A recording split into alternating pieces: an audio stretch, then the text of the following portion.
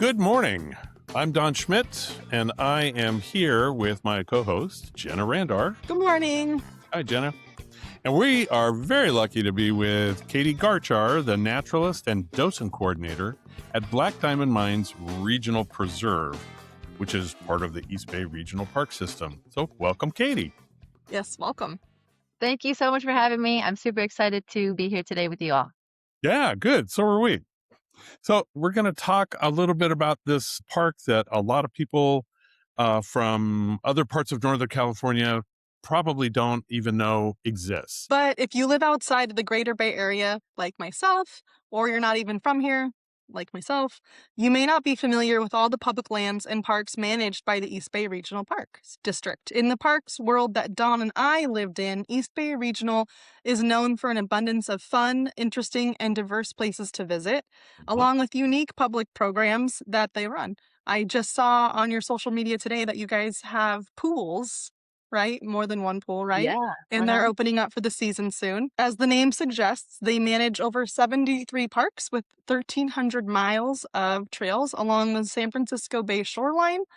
And all the parks are located, as the name would suggest, in the East Bay Hills and are bordered by Highway 4 and I-80 to the north, the San Francisco Bay to the west, and down to the south near Sunol. But first, it's fun fact time. We do this every time, primarily, Okay. but you're welcome to play along.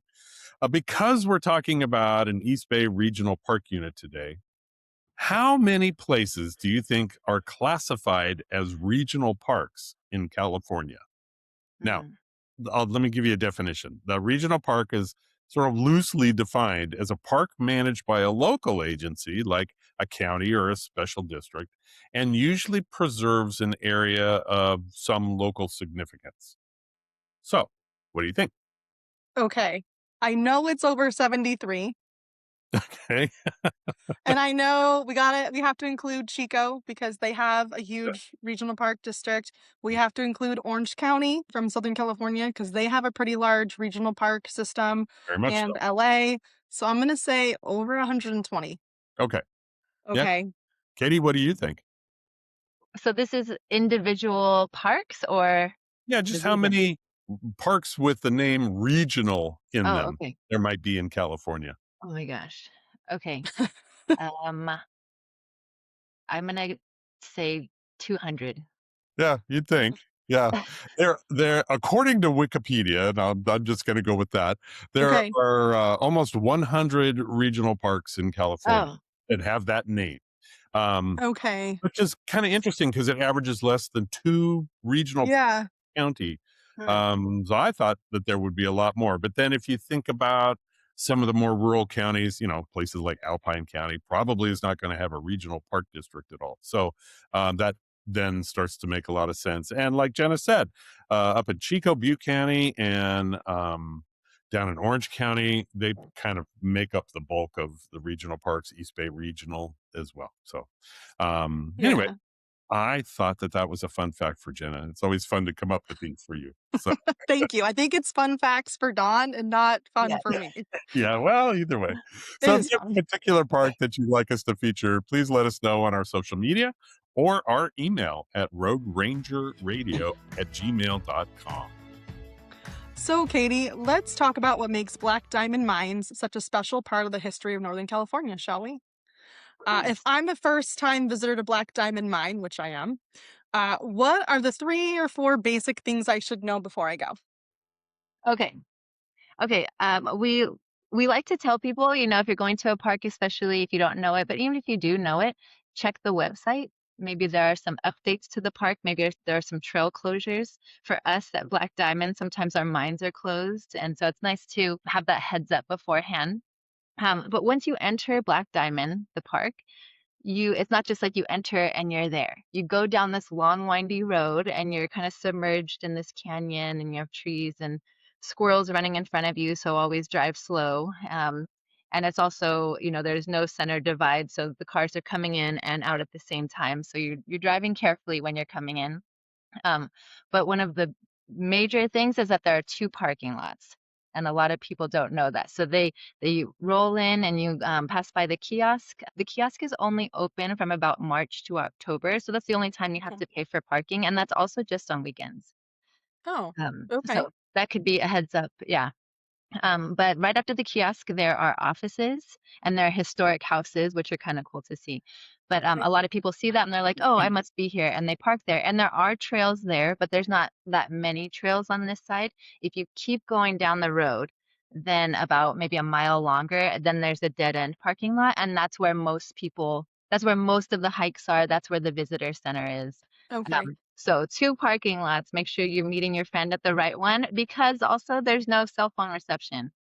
Of So you can, course. let's see, another thing I would say, I guess is, just depending on the time of year, like it's about to be summer coming up and we're doing a lot less hikes. We get a lot less people that are at the park Okay. because, it can be up to, it's usually over 100 degrees, not safe for Okay. hiking, not safe for dogs. But we are really popular in the summer with our mine tours because when you go underground, doesn't matter if it's 115 degrees, it's still about 56 degrees underground and people can cool off. Sounds familiar, Don. Yeah, it does. Both Jenna and I worked at Empire Mine, a historic park in Grass Valley. So Oh, awesome. yeah, so we're familiar with it. How it's Yeah, underground. it's cold. Yeah, excellent. Well, now because this is a regional park, I know you get a lot of visitors from the area right around Antioch and Concord and Walnut Creek. But what are a couple of things that might attract people from outside the area to the park? I would say there are many things, but there are two main things. One of them is the history, for sure. Black Diamond Mines is a huge historic site. It, in a way, kind of helped shape California with the history behind it. And so people come here to learn about the history.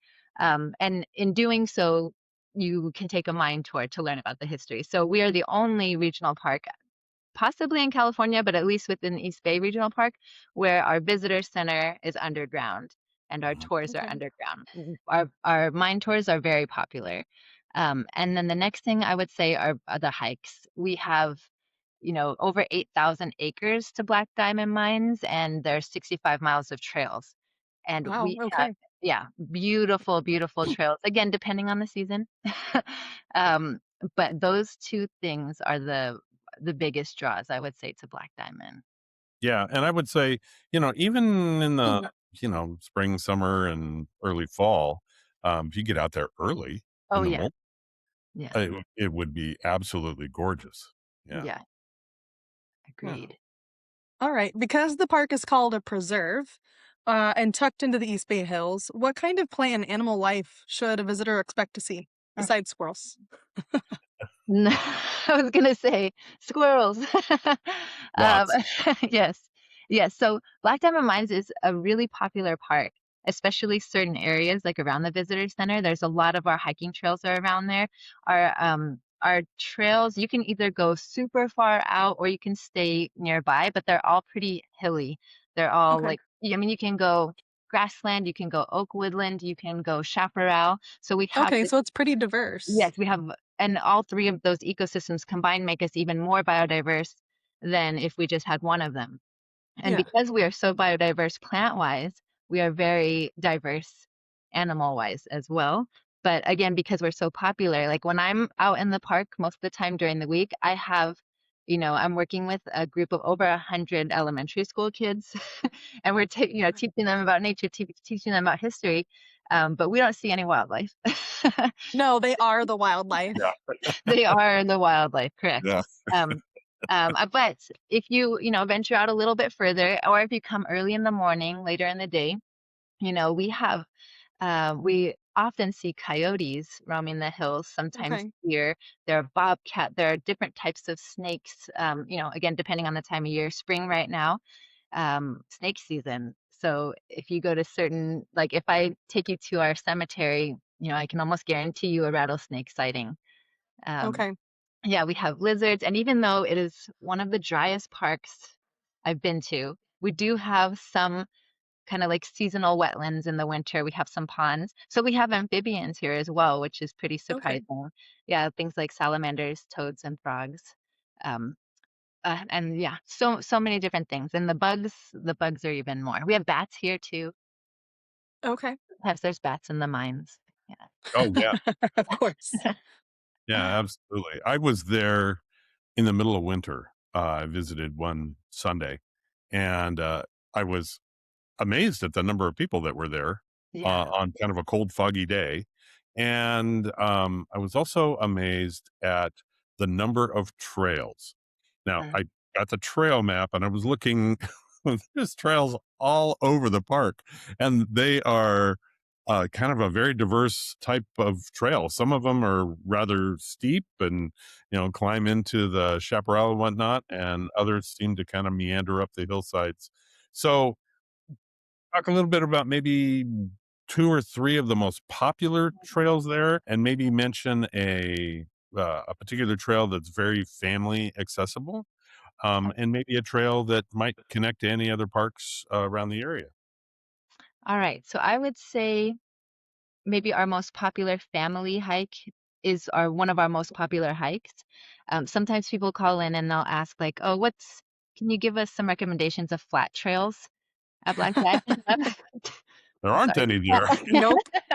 There's one that kind of follows the entryway road, Well, that's true. called a railroad bed trail. But otherwise, you're going on some hills today when you're coming here. But one of our most popular hikes, I would have to say, is our hike to the Rose Hill Cemetery.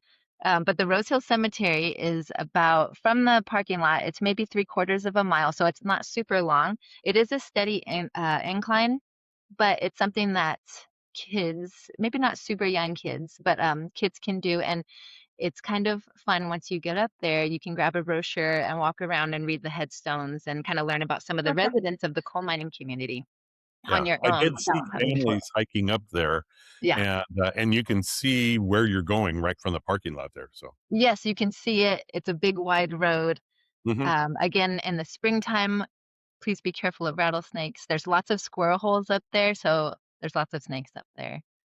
Um, Okay. but that one I would say is popular. And then if you were to keep going past the cemetery and take a left onto our Black Diamond Trail, that one is where you would go kind of behind that visitor center and you go deep into the chaparral.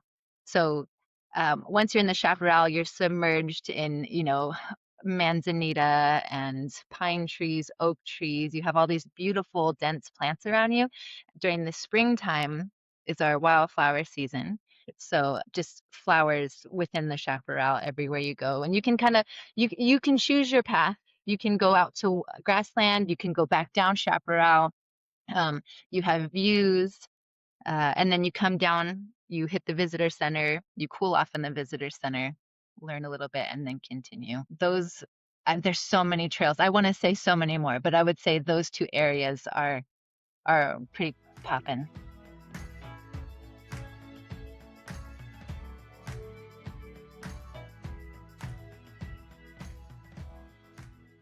The name Black Diamond Mines implies they were mining some special type of bling for jewelry, maybe, but what was really being mined in the early years of before it became a park? Yes, I love this question because a lot of times when I have school groups, I ask them, "What is a black diamond? Like, why are we called black diamond?" And they all say, "You have diamonds here," and they're here to find the diamonds. They want to take home diamonds, and so I'll have to let them know black diamond is actually a nickname for a very special resource. And then we get into coal. So coal is black; it has value. So the park is named after our coal mining times here. And just to brief you on that, in the mid 1800s, there was a rancher here, and he was cleaning out a spring for his cattle, and he hit a coal vein. Once word Okay. then people from all over the entire world came to, they called it at that time, it was not Antioch, it was Mount Diablo Coalfields, they named it. Hmm. And people set up their lives here. They brought their families. Most people were from Europe, mostly Welsh people, but also Australia, China, Mexico, like, people from the other side of the United States, people from all over. They built their homes. There were 5 different coal mining communities within the Black Diamond area. When you come into Black Diamond, you come in on a road called Summersville Road, and it's called that because that was the town of Summersville right there. And then there Okay. were 4 others. Nortonville, Stewartville, West Hartley, and Judsonville. And at that time, the population, that coal mining population, had the biggest population in all of Contra Costa County. Oh, So a wow. little bit how important that black diamond was at that time. It brought in so many people to mine for coal. Now, I'm also aware, since I did visit the park, that coal wasn't the only thing mined there. So, what else was taken out of the ground, Yeah. and why was that? Yeah. So coal mining started slowing down in the late 1800s. The last coal mine closed in 1906. It was the Pittsburgh coal mine. You can take a hike to it and see a big like dip in the ground. It looks like a pond. It closed down, and in about 1920, sand mining picked up. Mm, So Okay. these hills, if I were to show you a picture of these hills cut in half that we have here, we're mostly made of sandstone. And then we do have some streaks, some small streaks of coal going through as well. So they started mining for sandstone deep in these hills. Do you guys know why we mine for, we still mine for sand today, just not here at the park. But do you know why we mine for sandstone? I I know. don't. Oh, well, Yeah. I So don't. So you can enlighten me. this is where things like Minecraft really help me out with my job because if I tell the kids Minecraft, they're just like, "Oh, we mine for sand to make glass." So it's an Oh, everyday okay. product, yeah, that we use. And I didn't know that until I started working at this park. Um, so sand mining picked up in 1920. A man named Marvin Greathouse, he took over the area to do that, but he was kind of more of an entrepreneur. He wasn't really a miner, so he sold it. Um, a little bit later to 1930 to the Hazel Atlas Glass Company. And also, if you Okay. come to our visitor center, it's named after him. It's called the Great House Visitor Center.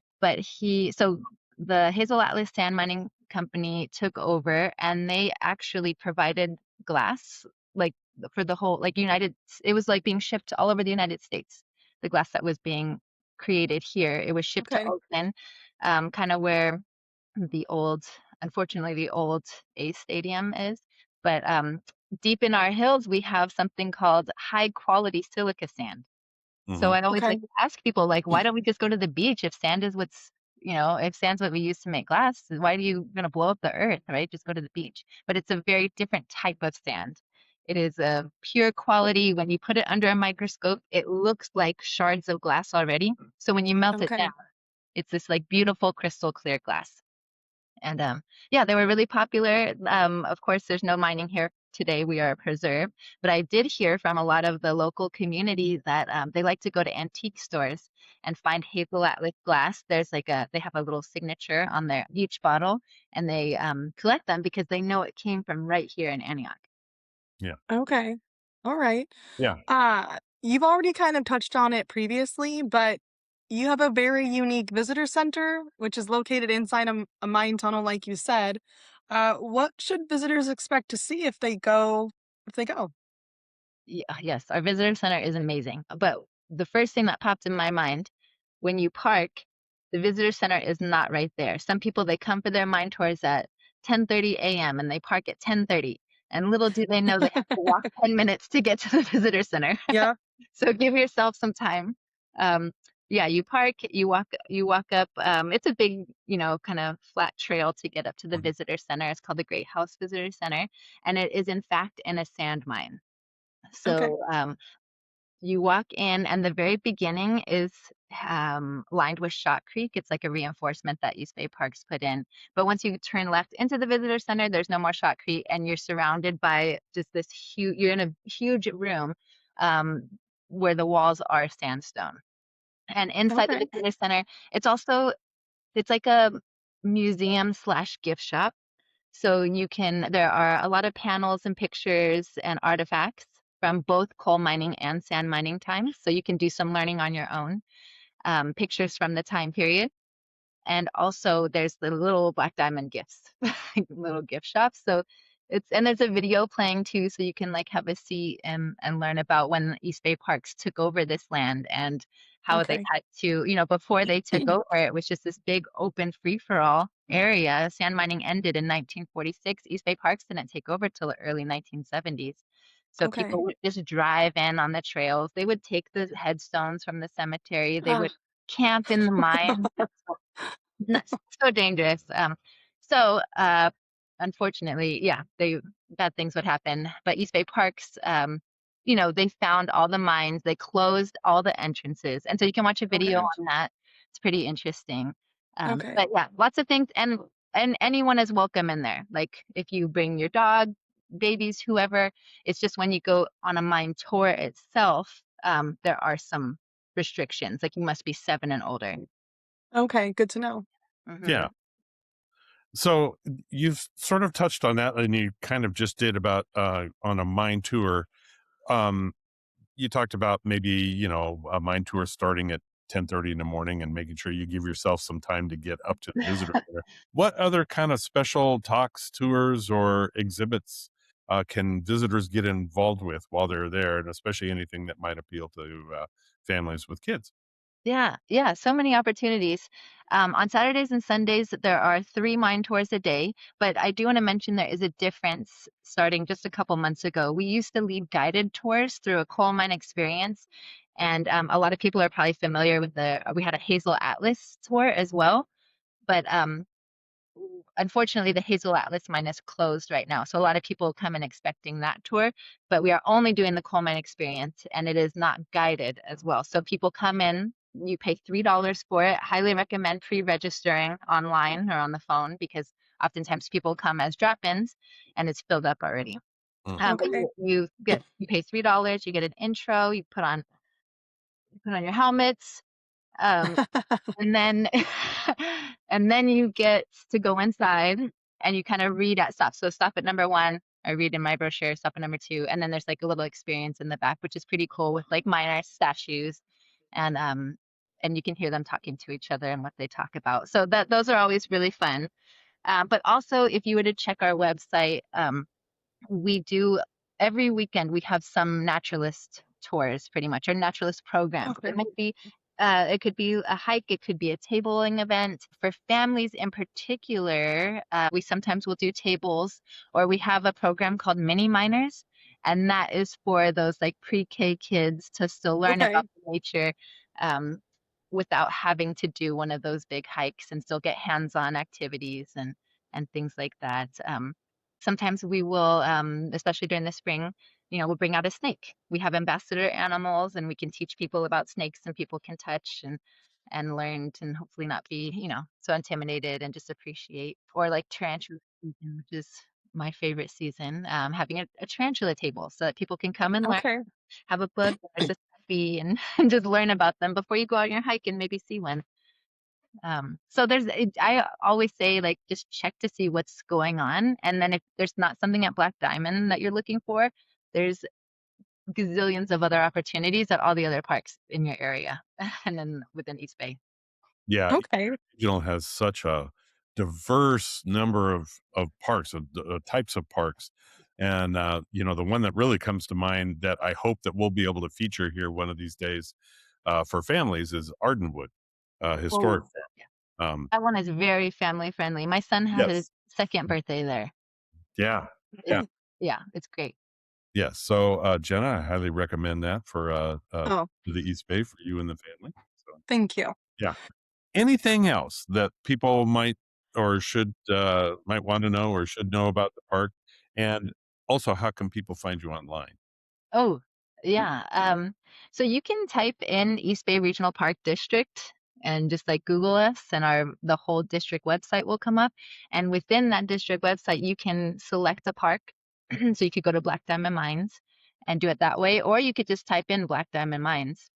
And on our website, we have a calendar of events. We have, all the info for our park, accessibility. There's a lot of information on there, and there's a map too as well, so you can kind of see what you want to do before you come out. Most people come here during the spring. We have wildflowers, we have snakes, there's babies, and it's beautiful. It's green, right? It's green for maybe like 3 or 4 weeks in the spring. It's just a beautiful sight to see. Um, but I really love the fall as well. It can be a little warm, but when you're getting, closer to October, you have tarantula season. And just it's like almost every season is like coming to a different park. Yeah. I Uh, think we could both relate to that. Yep. yeah, yeah. So you can come here at different times, but again, like Daniel had already said, if you're coming here, in the summer or early fall, like just come in the morning. Hmm. Um, that later in the day it's actually not safe. And a lot of people come here with their dogs, especially, and they say they're fine, and the rangers warn them. And then a few hours later, we'll get a call if they can get reception saying that either themselves or their dog is not doing well and they'll have to be rescued. So, safety is a big thing when coming to this park again because there's no reception unless you're maybe at like a peak of a mountain, a hill, or a special location. But safety, like hiking with a buddy, at least one other person is always something I will tell people. The weather, yeah. And then when it rains here in the winter, you have the mud is not normal mud. It's like as you walk on it, you just get taller and taller until you Yeah. like fall down. So just preparing yourself for the elements when you come here. It's it's such an amazing place. I love working here. I love the history. I love the nature. Just come here to find out about it. Well, here are a few of the basics for Black Diamond Mines Regional Preserve. This park is part of the Greater East Bay Regional Park District and is located off Highway 4 and Summersville Road in Antioch. If you're coming from the Sacramento area, the drive through the Delta along the Sacramento River on Highway 160 to Antioch is beautiful and definitely the way to go. The park is open 7 days a week, 8 a.m., but the closing time varies depending on the time of the year, kind of like some California state parks we know. Yeah. The entrance fee is $5 per car. The amazingly cool visitor center is currently open on Fridays, Saturdays, and Sundays at 10 a.m., but the closing hours, again, vary by day. Dogs are welcome, which is always a plus, but they must be on a 6-foot leash and a human attached on the other end. And lastly, be aware, like Katie said earlier, that cell service can be limited and there's no public Wi-Fi. Well, Katie, I can't thank you enough for coming on to Rogue Ranger Radio with us today. It's really great to meet you. Uh, Yeah, thank you. as we've always, I've always wanted to, and I think Jenna was a little intrigued when I brought this up too. We wanted to know more about Black Diamond Mines Regional Preserve. It's always been in the back of my head for the last 30 years or so. So I'm glad that we finally were able to touch on it. And Awesome. as always, we'll put your web links on our show notes. So we'll have information about East Bay Regional and Black Diamond Mines there as well. So. Awesome. Thank you so much for having me. And thank you so much for being interested in learning about our parks and advertising them because they are here for everyone and we want everyone to enjoy them. Whether it's like exercise or hiking or history or whatever, like they are for everyone. So I appreciate getting the word out even more. Yeah, you Yeah, of are. course. All right. Well, thank you. Thank you all so much. Well, Today, we looked at Black Diamond Mines Regional Preserve as a fun area to explore around the East Bay and Antioch area. Don't forget to check out the websites for the most up-to-date information, like Katie said earlier. Bring water, sunscreen, and insect repellent just in case. yep. And next time on Rogue Ranger Radio, since we're going to be bumping up against Father's Day, Jen and I thought we would talk about the connection between our dads, the parks we love, and the influence that they had on us choosing our careers in parks. So, subscribe and share the podcast, visit the park websites, and support their local foundations. Follow us on social media. You can find us on Facebook and Instagram at Rogue Ranger Radio. And if you have questions, comments, or have a fun fact for us to try to guess, you can email us at roguerangerradio@gmail.com. Yeah. Well, thank you for making Rogue Ranger Radio part of your day. Please be sure to give us a like and review on your favorite podcast platform because it really does mean a lot to us. And also spread the word about this podcast to everyone you know. Lastly, don't forget to check the show notes for links to things that we talked about today. Now, go out and explore the best that California has to offer.